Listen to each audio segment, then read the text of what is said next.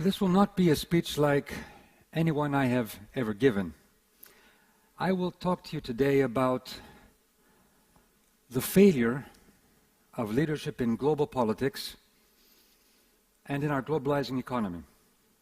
And I won't provide some feel-good, ready-made solutions, but I will in the end urge you to rethink, actually take risks, and get involved in what I see as a global evolution of democracy.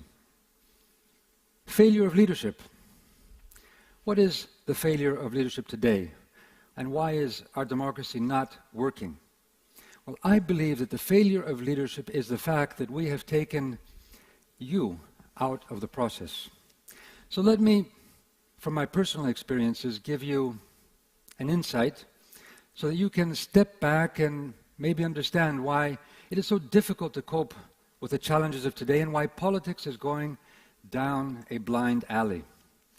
Let's start from the beginning. Let's start from democracy. Well, if we go back to the ancient Greeks, it was a revelation, a discovery that we had the potential together to be masters of our own fate, to be able to examine, to learn, to imagine, and then to design a better life. And democracy was the political innovation which protected this freedom, because we were liberated from fear so that our minds, in fact, whether they be despots or dogmas, could be the protagonist. Democracy was a political innovation that allowed us to limit the power, whether it was of tyrants or of high priests, their natural tendency to maximize power and wealth. Well, I first began to understand this when I was 14 years old. I used to try to avoid homework, sneak down to the living room and listen to my parents and their friends debate heatedly. You see, then Greece was under control of a very powerful establishment which was strangling the country. And my father was heading a promising movement to reimagine Greece, to imagine a Greece where freedom reigned and where maybe the people, the citizens, could actually rule their own country. I used to join him in many of the campaigns, and you can see me here next to him. I'm the younger one there to the side. You may not recognize me because I used to part my hair differently there. So in 1967, elections were coming. Things were going well in the campaign. The House was electric. We really could sense that there was going to be a major progressive change in Greece. Then one night, military trucks drive up to our house. Soldiers storm the door. They find me up on the top terrace. A sergeant comes up to me with a machine gun, puts it to my head and says, "Tell me where your father is or I will kill you." My father, hiding nearby, reveals himself and was summarily taken to prison. Well, we survived, but democracy did not. 7 brutal years of dictatorship, which we spent in exile. Today, our democracies are again facing a moment of truth. Let me tell you a story. Sunday evening, Brussels, April 2010, I'm sitting with my counterparts in the European Union.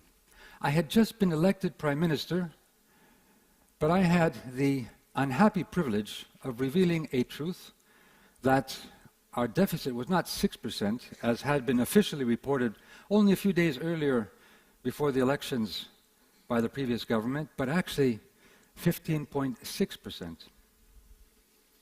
But the deficit was only the symptom of much deeper problems that Greece was facing. And I had been elected on a mandate, a mission actually, to tackle these problems, whether it was lack of transparency and accountability in governance, whether it was a clientelistic state offering favors to the powerful, tax avoidance, abetted and aided by a global tax evasion system, politics and media captured by special interests.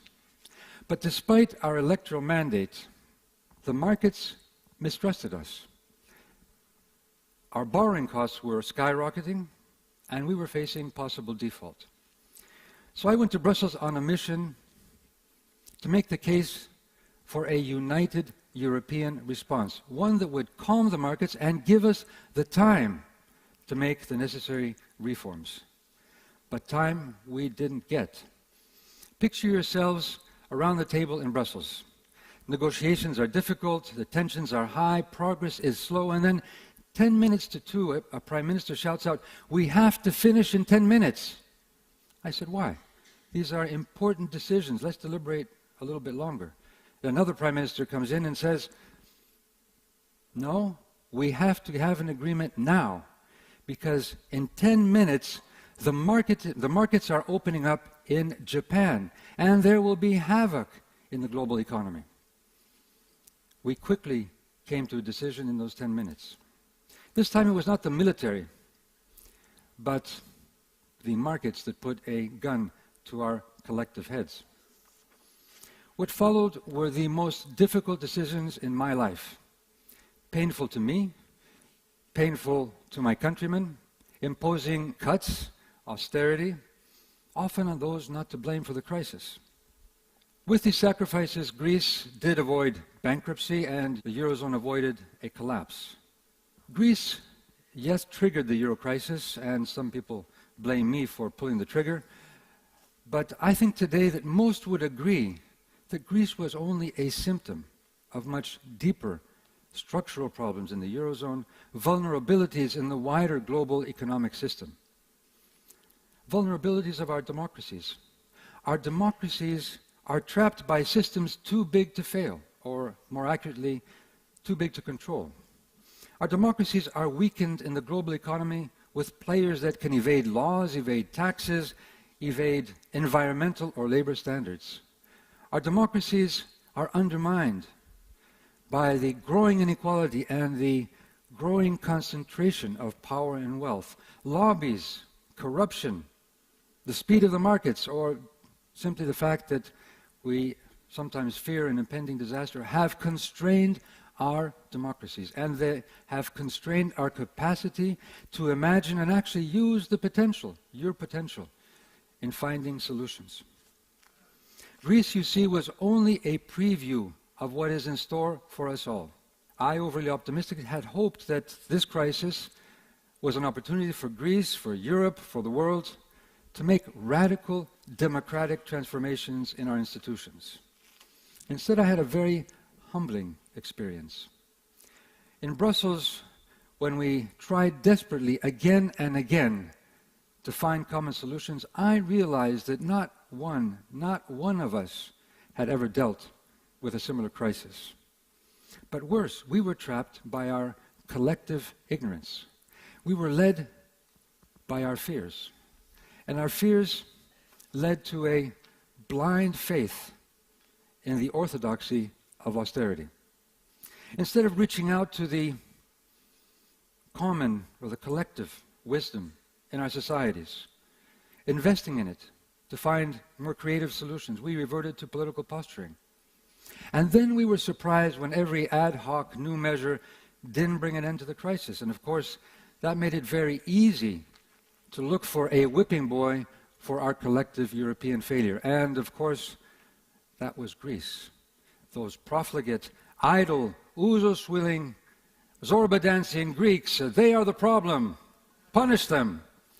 Well, a convenient but unfounded stereotype that sometimes hurt even more than austerity itself. But let me warn you, this is not just about Greece. This could be the pattern that leaders follow again and again when we deal with these complex cross-border problems, whether it's climate change, whether it's migration, whether it's the financial system. That is abandoning our collective power to imagine our potential, falling victims to our fears, our stereotypes, our dogmas, taking our citizens out of the process rather than building the process around our citizens. And doing so will only test the faith of our citizens, of our peoples, even more in the democratic process. It's no wonder that many political leaders, and I don't exclude myself, have lost the trust of our people. When riot police have to protect parliaments, a scene which is increasingly common around the world, then there's something deeply wrong with our democracies. That's why I called for a referendum to have the Greek people own and decide on the terms of the rescue package. My European counterparts, some of them at least, said, "You can't do this. There will be havoc in the markets." Again, I said we need to, before we restore confidence in the markets, we need to restore confidence and trust amongst our people. Since leaving office, I have had time to reflect. We have weathered the storm in Greece and in Europe, but we remain challenged. If politics is the power to imagine and use our potential, well then 60% youth unemployment in Greece and in other countries certainly is a lack of imagination, if not a lack of compassion. So far we've thrown economics at the problem, actually mostly austerity, and certainly we could have designed alternatives, a different strategy, a green stimulus for green jobs, or mutualized debt, Eurobonds, which would support countries in need from market pressures. These would have been much more viable alternatives. Yet I have come to believe that the problem is not so much one of economics as it is one of democracy. So let's try something else. Let's see how we can bring people back to the process. Let's throw democracy at the problem. Again, the ancient Greeks, with all their shortcomings, believed in the wisdom of the crowd at their best moments. In people we trust. Democracy could not work without the citizens deliberating, debating, taking on public responsibilities for public affairs. Average citizens often were chosen for citizen juries to decide on critical matters of the day. Science, theater, research, philosophy, games of the mind and the body, they were daily exercises. Actually, they were an education for participation, for the potential, for growing the potential of our citizens. And those who shunned politics, well, they were idiots. You see, in ancient Greece, in ancient Athens, that term originated there. Idiot comes from the root idio, oneself. A person who is self-centered, secluded, excluded, someone who doesn't participate or even examine public affairs. And participation took place in the agora having two meanings, both a marketplace and a place where there was political deliberation. You see, markets and politics then were one, unified, accessible, transparent, because they gave power to the people. They served the demos, democracy. Above government, above markets, was the direct rule of the people. Today we have globalized the markets, but we have not globalized our democratic institutions. So our politicians are limited to local politics, while our citizens, even though they see a great potential, are prey to forces beyond their control.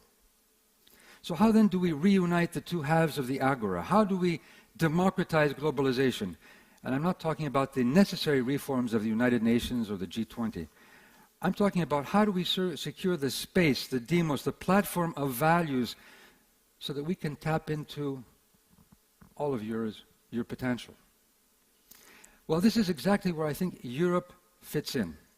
Europe, despite its recent failures, is the world's most successful cross-border peace experiment. So let's see if it can't be an experiment in global democracy, a new kind of democracy. Let's see if we can't design a European agora, not simply for produce and services, but for our citizens, where they can work together, deliberate, learn from each other, exchange between art and cultures, where they can come up with creative solutions. Let's imagine that European citizens actually have the power to vote directly for a European president, or citizen juries chosen by lottery which can deliberate on critical and controversial issues. A European-wide referendum where our citizens, as the lawmakers, vote on future treaties. And here's an idea. Why not have the first truly European citizens by giving our immigrants not Greek or German or Swedish citizenship, but a European citizenship. And make sure we actually empower the unemployed by giving them a voucher, a scholarship, where they can choose to study anywhere in Europe. Where our common identity is democracy. Where our education is through participation, and where participation builds trust and solidarity rather than exclusion and xenophobia. Europe of and by the people. A Europe, an experiment in deepening and widening democracy beyond borders. Now, some might accuse me of being naive, putting my faith in the power and the wisdom of the people. Well, after decades in politics, I am also a pragmatist. Believe me, I am part of today's political system. And I know things must change. We must revive politics as the power to imagine, reimagine, and redesign for a better world. But I also know that this disruptive force of change won't be driven by the politics of today. The revival of democratic politics will come from you, and I mean all of you. Everyone who participates in this global exchange of ideas, whether it's here in this room or just outside this room, or online or locally where everybody lives, everyone who stands up to injustice and inequality, everybody who stands up to those who preach racism rather than empathy, dogma rather than critical thinking, technocracy rather than democracy, everyone who stands up to the unchecked power, whether it's authoritarian leaders, plutocrats hiding their assets in tax havens, or powerful lobbies protecting the powerful few. It is in their interest that all of us are idiots. Let's not be. Thank you.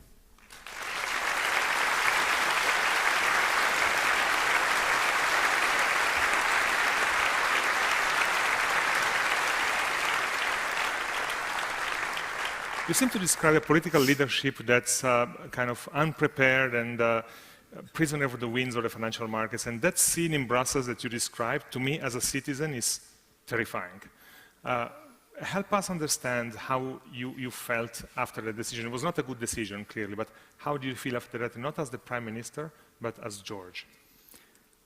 Well, obviously there were constraints which didn't allow me or others to make the types of decisions we would have wanted. And obviously, I had hoped that we would have the time to make the reforms which would have dealt with the deficit rather than trying to cut the deficit, which was the symptom of the problem. And that hurt. That hurt because that, first of all, hurt the younger generation, and not only. Many of them are demonstrating outside.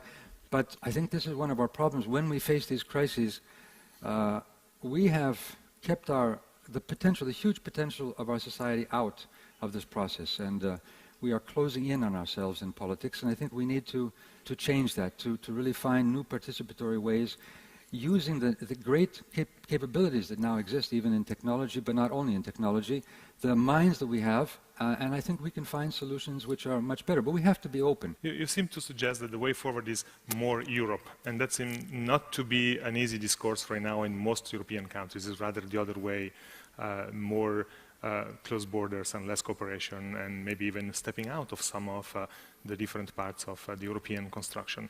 How do you reconcile that? Well, I think one of the worst things that happened during this crisis is we started a blame game. And the fundamental idea of Europe is that we can cooperate beyond borders, go beyond our conflicts and work together. And the paradox is that because we have this blame game, we have less the potential to convince our citizens that we should work together, while now is the time when we really need to bring our powers together.